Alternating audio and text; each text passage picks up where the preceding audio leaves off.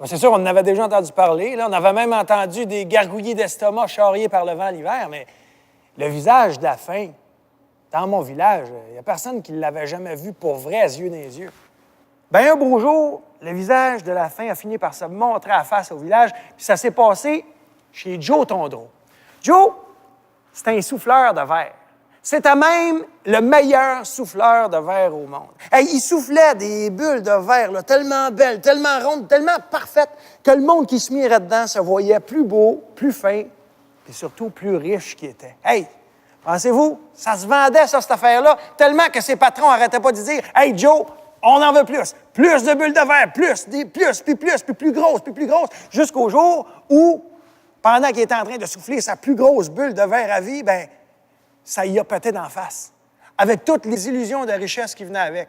Puis ça a eu l'effet d'une espèce de coup de poing dans le ventre de Joe, tellement qu'il en a perdu le souffle. Puis là, vous pensez bien. Un souffleur, plus de souffle, plus de job. Puis ça, je vous conte ça, là, ça s'est passé pas longtemps après la naissance de son plus jeune. Eh bien, c'est là que le visage de la faim s'est pointé chez eux. Mais au début, ça n'a pas été le visage de la faim, ça a été sa cousine, la pauvreté, qui s'est installée autour de la table. Elle passait ses grandes journées à fumer à la pipe, puis elle garochait sa boucane dans la maison. Bien, chaque jour, la boucane grugeait de plus en plus de lumière jusqu'au jour où, à un moment donné, c'est devenu noir comme le poêle chez Joe. Et puis c'est là que, dans un écran de fumée, le visage de la faim est apparu. Et quand Joe a vu ça, il a eu l'estomac barré net. Il en a perdu l'appétit. Il s'est mis à dépérir, on ne le reconnaissait plus, il était rendu en 1000 miettes. Puis au final, bien, c'est ça qui est resté à ses enfants à manger.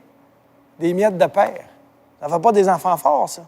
Fait que toute la famille s'est mise à avoir faim tellement que le bruit de leurs estomacs est devenu tellement fort que ça couvrait le son des cloches de l'église.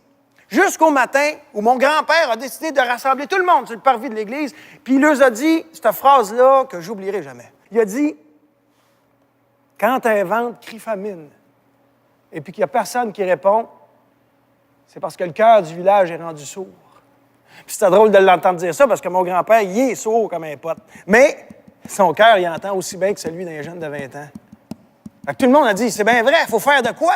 Mais quoi? » Eh bien, c'est là qu'il a dit qu'il faut commencer par rapatrier notre fierté. Et puis là, tout le monde a mis son cœur à l'ouvrage. Tout le monde s'est mis à participer. Le notaire, le maire, la maîtresse d'école, les besogneux, les patenteux. Tout le monde s'est mis à ramasser un petit peu de fierté, à se la mettre de côté. Puis là, on allait porter ça chez le ferblantier, puis lui, il est équipé. Fait qu'il mettait ça en canne pour l'hiver. Mais même que la boulangère s'est mise à en mettre dans son pain. Puis vous devriez voir ça, un pain qui lève à fierté, là, ça lève sur un temps rare. Bien, rendu au temps des fêtes, Joe avait reçu tellement de fierté qu'il a repris du mieux. Puis il a recommencé à souffler un peu. Bien, un peu au début, puis après ça, de plus en plus, jusqu'au jour où il y a eu assez de souffle pour se mettre à souffler sur ce gros nuage-là qu'il y avait chez eux. Et puis, le visage de la faim est parti en fumée. Mais là, aujourd'hui, Joe, ça va pas mal mieux. Il s'est même trouvé une nouvelle job. C'est lui qui fait tourner les ailes du moulin à farine. Puis vous devriez voir ça, c'est beau à voir. Puis, c'est rendu qu'il a accumulé tellement de fierté que ça s'est mis à revoler partout. Puis au printemps, vous ne me croirez peut-être pas, mais il s'est mis à pousser de la fierté d'un champ, sur nos terrains, partout. Parce que quand tu sèmes de la fierté, tu récoltes de la fierté. Puis ça te donne un village, une ville, un pays qui sent le bon pain chaud. C'est la grande guignolée des médias. Regardez donc dans votre garde-manger. Peut-être qu'il vous reste un petit peu de fierté que vous pourriez partager.